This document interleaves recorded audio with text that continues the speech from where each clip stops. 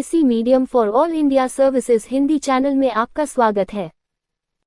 आज के इस वीडियो में हम जानेंगे संघ लोक सेवा आयोग के बारे में। तो आइए देखते हैं क्या कहता है हमारा संविधान इस आयोग के विषय में। संघ लोक सेवा आयोग यूपीएससी एक संवैधानिक निकाय है।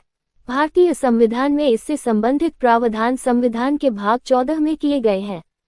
इस भाग में अनुच्छेद 308 से 323 के अंतर्गत संघ लोक सेवा आयोग के संगठन, उसके सदस्यों की नियुक्ति, उनकी पदमुक्ति, स्वतंत्रता, कार्यों व शक्तियों इत्यादि का उल्लेख किया गया है। इस आयोग की स्थापना मूलतः औपनिवेशिक शासनकाल के दौरान ही हो चुकी थी। उस समय इसका नाम फेडरल पब्लिक सर्विस कमीशन रखा गया था। इस आयोग को कानूनी अधिकार भारत सरकार अधिनियम 1935 के माध्यम से प्रदान किए गए थे। स्वतंत्रता के पश्चात संविधान निर्माताओं ने यह महसूस किया कि सिविल सेवा परीक्षा का स्वतंत्र व निष्पक्ष आयोजन सुनिश्चित करने के लिए इस आयोग को अत्यंत सुदृढ़ व स्वतंत्र बनाना होगा। इसीलिए संविधान निर्माताओं ने संघ लोक सेवा आयोग को संवैधानिक दर्जा प्रदान कर दिया तथा इसे संविधान के भाग 14 में स्थान दिया। संघ लोक सेवा आयोग की संरचना।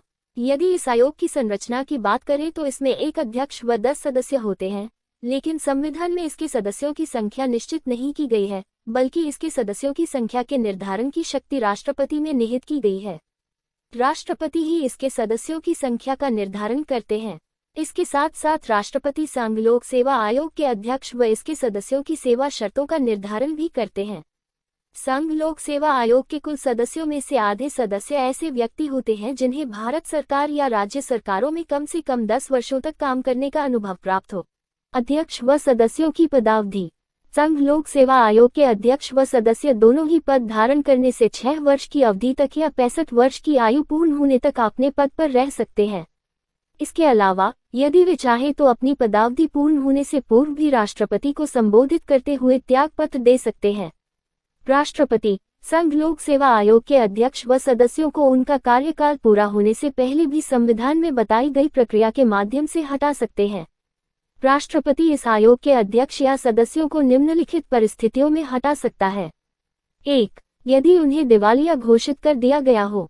2. यदि वह पदावधि के दौरान किसी अन्य वैतनिक नियोजन में संलग्न हो।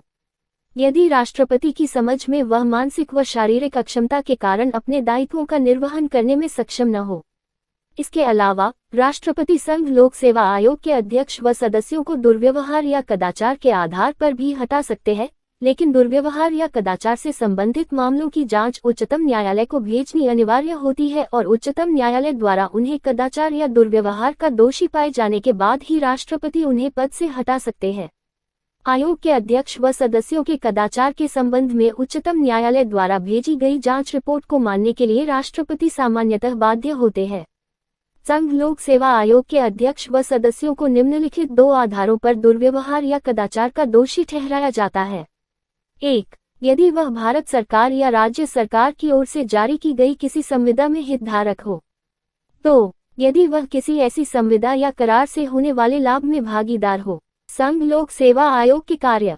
1. संघ लोक सेवा आयोग केंद्र सरकार के लिए कार्मिकों की नियुक्ति संबंधी परीक्षा आयोजित कराता है। 2. यह आयोग केंद्र सरकार को नियुक्ति प्रणाली से संबंधित मामलों में सलाह देता है। 3. यह आयोग संघ सरकार में प्रत्यक्षतः अथवा पदोन्नति के माध्यम से होने वाली नियुक्तियों के संबंध में भी सरकार को सलाह देता है। 4. यह आयोग किसी सरकारी कार्मिक के विरुद्ध चलने वाली विधिक कार्रवाइयों के संबंध में भी सरकार को सलाह देता है। 5. यह आयोग सरकारी सेवा के दौरान किसी व्यक्ति को हुई क्षति से संबंधित दावों के बारे में सरकार को सलाह देता है। 6. संघ लोक सेवा आयोग नियुक्ति, स्थानांतरण व पदोन्नति के लिए उपयुक्त व्यक्तियों के विषय में सरकार को सलाह देता है। 7. यह आयोग सिविल सेवकों से संबंधित अनुशासनिक मामलों के विषय में सरकार को सलाह देता है। 8. यह आयोग राष्ट्रपति द्वारा मांगे जाने पर अन्य मामलों में भी सलाह देता है। 9. किसी लोक सेवक की निंदा, उसकी अनिवार्य सेवानिवृत्ति, उसे सेवा से हटाना या बर्खास्त करना, उसकी रैंक में कमी करना या पदोन्नति करना, उसकी प्रोन्नति रोकना, उसकी लापरवाही के कारण सरकार को हुई धन हानि की आंशिक या पूर्ण प्राप्ति आदि के विषय में भी संघ लोक सेवा आयोग सरकार को परामर्श देता है। 10. यदि किसी राज्य का राज्यपाल संघ लोक सेवा आयोग से संबंधित राज्य के लिए लोक सेवा संबंधी आवश्यकताओं की पूर्ति करने के लिए कहे, तो संघ लोक सेवा आयोग इसका प्रबंध करता है। 11. 2 या 2 से अधिक राज्य संघ लोक सेवा आयोग से किसी ऐसी सेवा के लिए अभ्यर्थियों के चयन करने की बात कहे जिसके लिए विशेष अर्हता की आवश्यकता होती है, तो संघ लोक सेवा आयोग इस हेतु संयुक्त भर्ती परीक्षा की रूपरेखा का निर्माण करता है तथा उसके परिचालन में राज्यों की सहायता करता है। 12.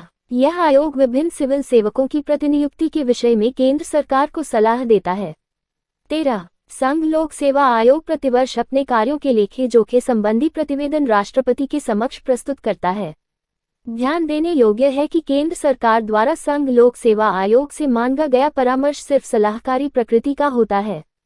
ये पूर्णतः केंद्र सरकार के विवेक पर निर्भर करता है कि वह संघ लोक सेवा आयोग द्वारा दिए गए परामर्श को माने अथवा नहीं। सरकार यदि चाहे तो संघ लोक सेवा आयोग द्वारा दिए गए परामर्श को शब्दशः स्वीकार कर सकती है अथवा उसे अंशतः स्वीकार कर सकती है अथवा उसे पूर्णतः खारिज कर सकती है। आयोग के अध्यक्ष व सदस्यों को संविधान द्वारा प्रदत्त सुरक्षा। 1. संघ लोक सेवा आयोग के अध्यक्ष व सदस्यों को उनके पद के संबंध में संवैधानिक सुरक्षा प्रदान की गई है। आयोग के अध्यक्ष व सदस्यों को संविधान में वर्णित उपबंधुओं के आधार पर ही उनके पद से हटाया जा सकता है। 2. आयोग के अध्यक्ष व सदस्यों के वेतन, भत्ते व पेंशन भारत की संचित निधि पर भारित होते हैं। इसका अर्थ है कि संसद में इस मुद्दे पर मतदान नहीं हो सकता है। 3. आयोग के अध्यक्ष व सदस्यों की नियुक्ति के पश्चात उनकी सेवा शर्तों में किसी भी प्रकार का लाभकारी परिवर्तन नहीं किया जा सकता है। संघ लोक सेवा आयोग के अध्यक्ष व सदस्यों की पुनर्नियुक्ति के नियम। 1. संघ लोक सेवा आयोग के अध्यक्ष व सदस्यों का कार्यकाल समाप्त होने के पश्चात उनकी पुनर्नियुक्ति नहीं की जा सकती है। 2. आयोग के अध्यक्ष अपना कार्यकाल पूर्ण होने के पश्चात संघ सरकार अथवा किसी राज्य सरकार के अधीन किसी भी नियोजन के लिए पात्र नहीं हो सकते हैं। 3. संघ लोक सेवा आयोग का सदस्य संघ लोक सेवा आयोग का अध्यक्ष या किसी राज्य लोक सेवा आयोग का अध्यक्ष नियुक्त होने के लिए तो पात्र होगा, लेकिन वह भारत सरकार या किसी राज्य सरकार के अधीन किसी भी नियोजन का पात्र नहीं होगा। इसके अलावा कुछ ऐसे मामले भी हैं जिनमें संघ लोक सेवा आयोग से केंद्र सरकार परामर्श नहीं करती है।